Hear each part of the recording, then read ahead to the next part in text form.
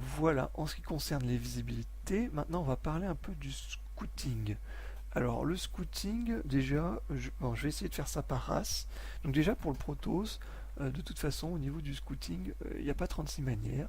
Au début c'est les probes ou par unité, et ensuite c'est l'observateur, hein, l'observateur qui est vraiment l'unité de scouting la plus puissante du jeu, je dirais, à ce niveau-là.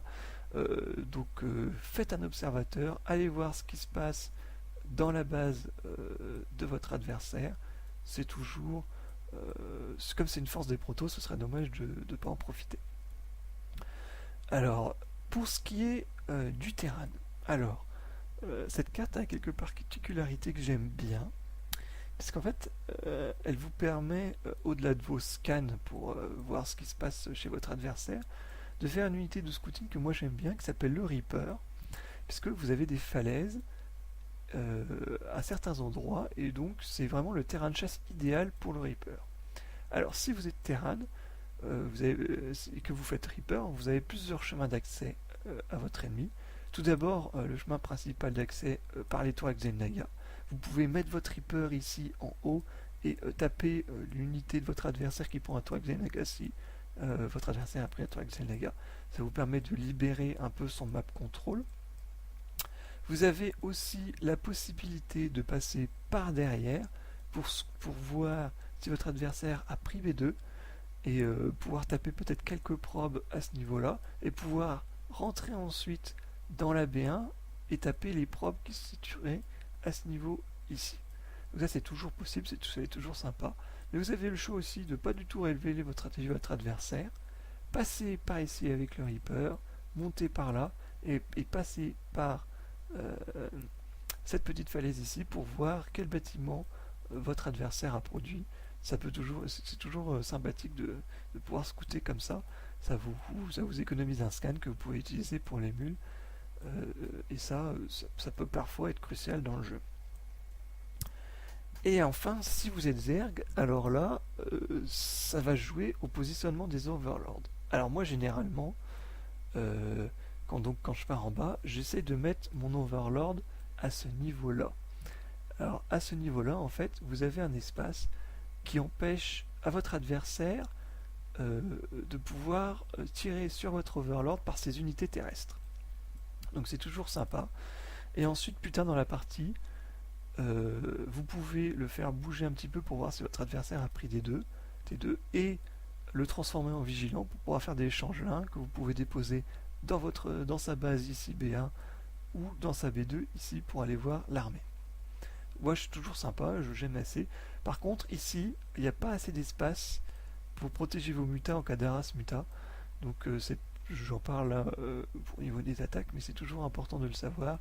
Vous ne serez pas sécurisé ici, il va quand même falloir que vous vous déplaciez pour vous mettre hors de portée plus loin à ce niveau-là. Voilà, sinon, pour les autres overlords, moi, alors après c'est toujours un choix, j'aime bien en mettre un ici. Ici, à ce niveau-là.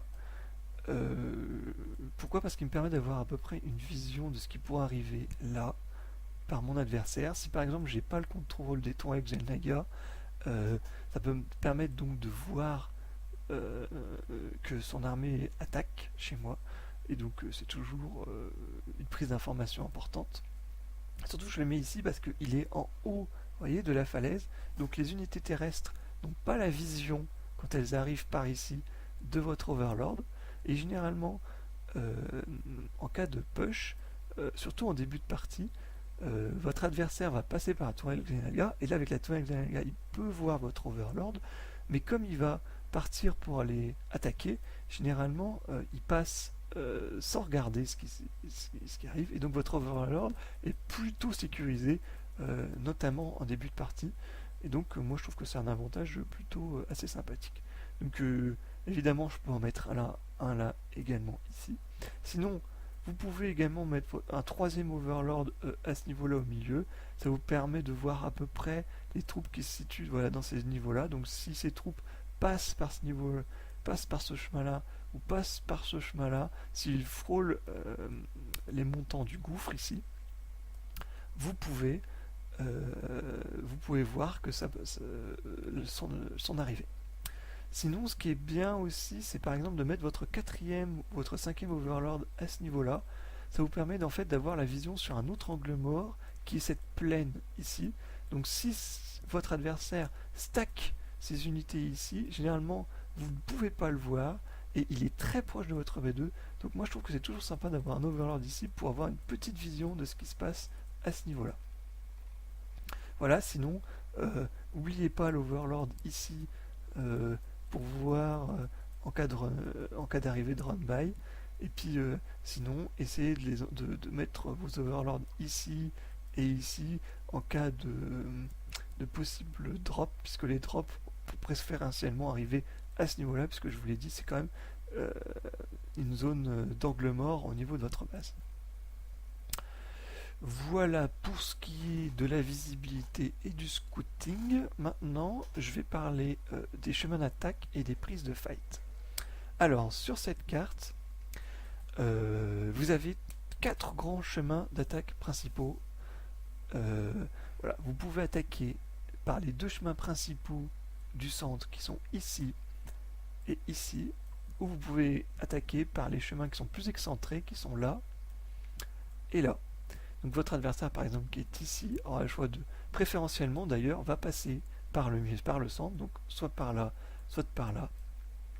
Il passera beaucoup moins par ici, mais bon, il faut savoir que passer par ici, ça peut lui permettre d'aller directement sur votre B3 qui est ici, et de checker, voir si vous n'avez pas pris la base ici. Par contre, ils font rarement le passage par là, sauf dans un cas que je vous dirai tout à l'heure. Sinon, si vous arrivez à si vous en êtes à vous retrancher au niveau de votre B2, comme j'ai dit, à 4 chemins d'attaque, les 2 petits boulets d'étranglement qui sont ici, ici, la pente qui est là, qui est gardée par les rochers destructibles, et évidemment le passage ici, caché par les forêts. Généralement, une armée ne se passe pas par ici, parce que, en tout cas, une armée principale ne passe pas par ici, parce que vous voyez, c'est vraiment tout petit, et le temps que ça arrive, généralement, ça se gêne et tout. Donc, préférentiellement, votre ennemi va essayer de passer par là, et par là, et donc c'est généralement ici qu'il va falloir défendre. Voilà, donc pour les chemins d'attaque, maintenant on va parler des prises de fight.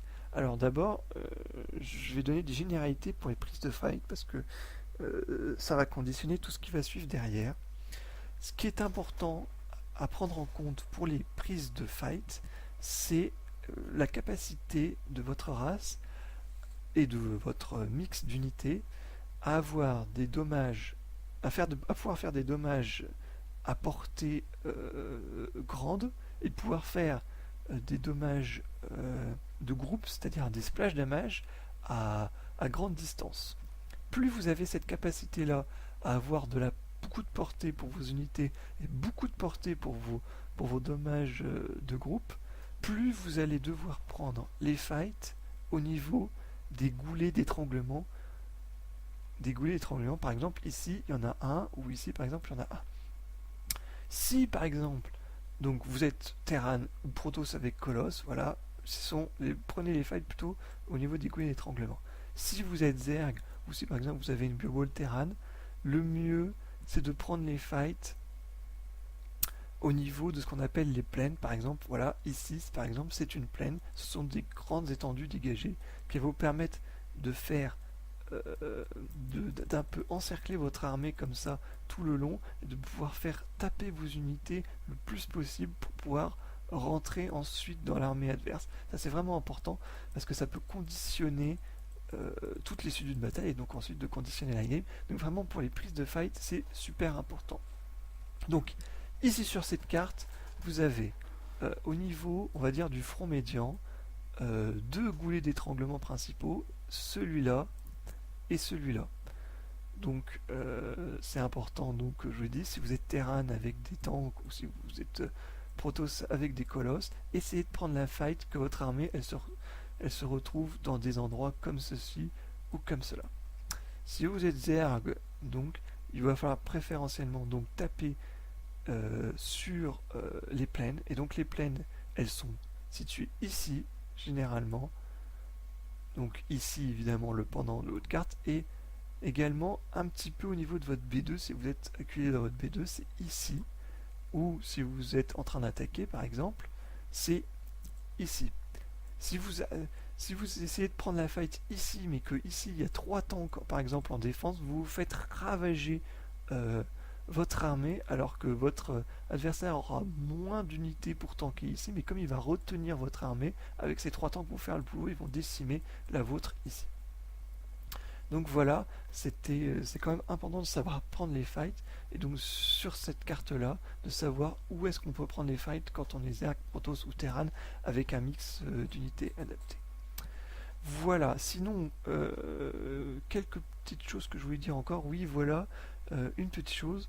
euh, Quand vous allez construire vos bâtiments sur votre B1, vos bâtiments de production, il va falloir faire attention à l'adversaire qui est en face. Parce que s'il est Terran, ou dans une moindre mesure s'il est Protoss et qui part sur Colosse, et qui fait donc si votre adversaire est Terran, il a la possibilité de faire des tanks et de pouvoir les siéger ici. Et un tank à 12 de portée, c'est-à-dire qu'il va pouvoir quasiment atteindre votre base. Il va pas pouvoir l'atteindre, mais il va pouvoir à peu près taper jusque là, vous voyez. Et donc taper dans vos bâtiments de production s'il arrive à siéger à ce niveau-là. Donc moi, ce que je vous conseillerais, c'est plutôt d'essayer de construire vos bâtiments dans ces zones-là et dans ces zones-là pour essayer d'éviter de donner la capacité à votre adversaire de détruire vos moyens de production en siégeant ici. D'autant plus que si vous êtes Zerg par exemple, euh, votre moyen de taper les tanks c'est surtout le surround de Zergling où évidemment il y a des mutas qui peuvent arriver également, mais le surround ici peut se faire très difficilement puisque justement il est accolé à la falaise, donc vous avez 2 fois moins de possibilités de pouvoir taper votre adversaire en étant Zerg s'il arrive à siéger ces tanks ici. Donc ici c'est vraiment une position de sécurité pour une armée terrane qui est quand même importante.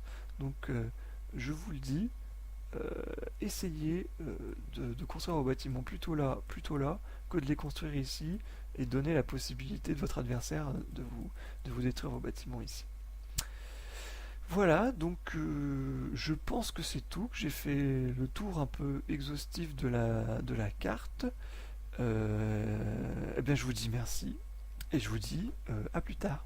Ciao.